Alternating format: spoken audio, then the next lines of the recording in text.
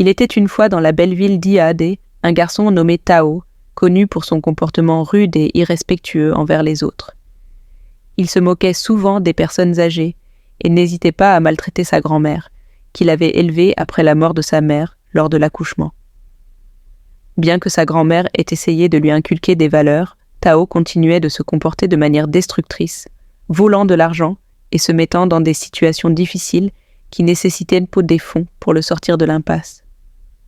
Un jour, alors qu'il se rendait au marché, Tao volait des oranges à une vieille femme et se moquait d'elle lorsqu'elle lui demandait de payer. L'ignorant totalement, il continua sa route sans le moindre remords.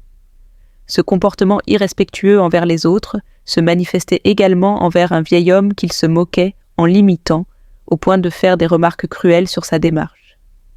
Sa grand-mère, malgré ses prières pour qu'il change, voyait son petit-fils sombrer dans la délinquance.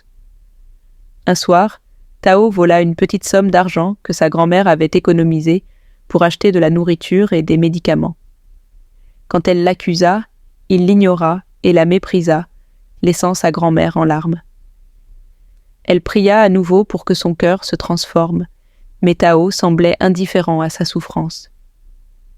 Un soir, Tao et ses amis décidèrent de pénétrer dans un morgue, se moquant des corps sans vie. Tao, dans un geste particulièrement irrespectueux, toucha le corps d'une femme décédée en riant.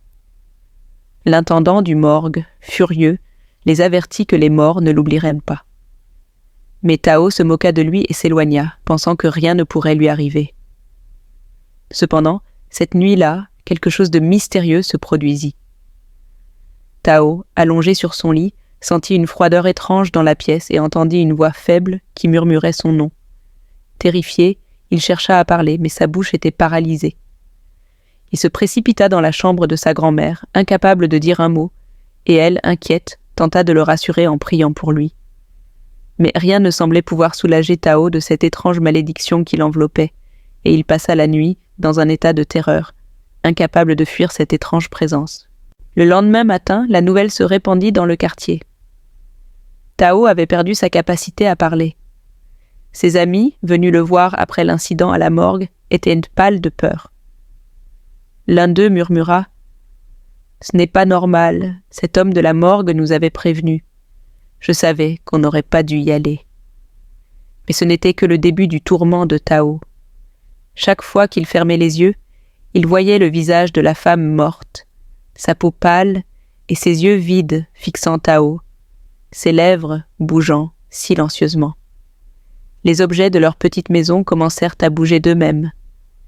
Des pièces tombaient, des étagères. La porte grinçait la nuit, et des ombres dansaient dans des coins où elles n'auraient pas dû être. La grand-mère de Tao entendait des murmures dans son sommeil, des voix faibles appelant le nom de Tao. Au fur et à mesure que les jours passaient, l'état de Tao empirait. Il perdait énormément de poids à cause de son incapacité à manger correctement, et les gens commençaient à murmurer sur son état. Certains pensaient qu'il avait contracté une maladie mortelle, tandis que d'autres croyaient qu'il était maudit. Ils se moquaient de lui, et Tao, se sentant totalement désemparé, s'isola de plus en plus. Sa grand-mère fit tout ce qu'elle pouvait pour l'aider, mais rien ne semblait fonctionner. Tous les médecins qui l'examinèrent ne trouvèrent rien d'anormal. Plus l'état de Tao se dégradait, plus sa grand-mère devenait désespérée. Son corps frêle ne pouvait presque plus bouger, et son regard autrefois fier était maintenant vide et incohérent. Un soir, une gentille voisine âgée, nommée Mama, se rendit chez la grand-mère de Tao. Elle avait entendu parler de l'incident à la morgue et venait offrir des conseils. « Ma sœur, ce n'est pas une maladie ordinaire. Ramène ton fils à l'endroit où tout a commencé.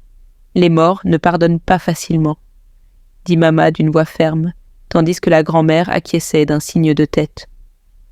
Le lendemain matin, ils arrivèrent à la morgue et rencontrèrent l'intendant Baba Deji, l'homme qui avait averti Tao de son comportement imprudent. Il se tenait à l'entrée comme s'il les attendait. Ses yeux perçaient Tao de leur regard acéré et il secoua la tête avec déception. « Je veux te parler, jeune homme, » dit Baba Deji d'une voix basse. « Tu as moqué les morts et maintenant tu as réveillé quelque chose qui ne peut pas être facilement apaisé. » La grand-mère de Tao commença à supplier Baba Deji pour qu'il l'aide. « S'il te plaît, aide mon fils, nous ferons tout ce qu'il faut, ne le laisse pas mourir ainsi. » Baba Deji soupira profondément et leur fit signe de le suivre à l'intérieur. Ils furent conduits dans une petite pièce remplie de vieilles étagères et de bougies vacillantes. Baba Deji s'assit sur un tabouret en bois, murmurant quelques mots sous sa respiration avant de se tourner vers Tao et de commencer à parler. « J'ai un don, dit-il. Un don qui me permet de communiquer avec les esprits, de faire le lien entre ce monde et l'autre. » La grand-mère de Tao se fendit d'un cri de surprise en entendant ces mots, tandis que Tao restait là, les yeux vides, fixant Baba Deji. « L'esprit de la femme que tu as moquée m'a parlé. Elle s'appelle Abeni. Elle est morte dans une profonde tristesse. Elle n'avait ni famille, ni mari, ni enfant.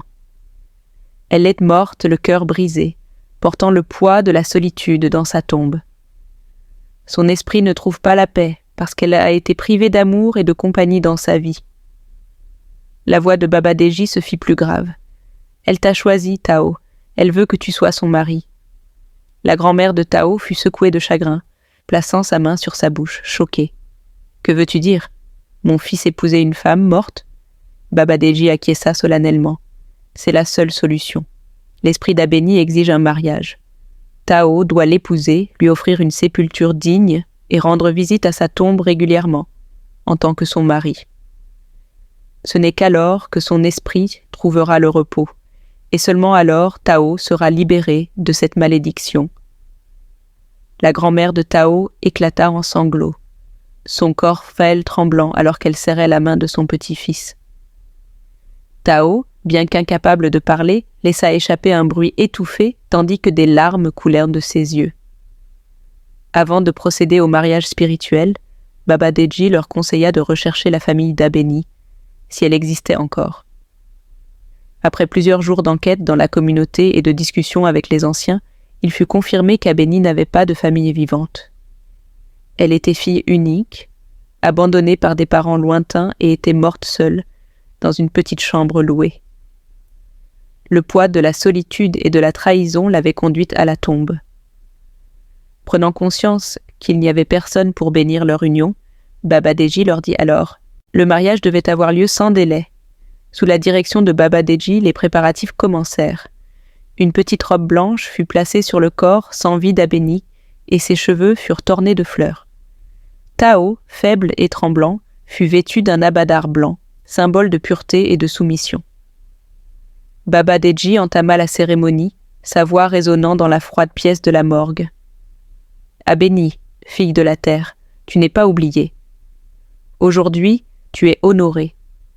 Aujourd'hui, tu es aimée. » Il guida Tao pour qu'il s'agenouille près du corps d'Abeni. D'une main tremblante, Tao plaça une bague sur son doigt, sans vie. Une brise froide traversa la pièce et, pendant un instant, l'air sembla empli d'un léger soupir triste. Baba Deji répandit de l'eau bénite et du sel sur le corps d'Abeni, murmurant des bénédictions finales. C'est l'aube. Son esprit est maintenant en paix. Le lendemain, une cérémonie funéraire appropriée fut organisée pour Abeni.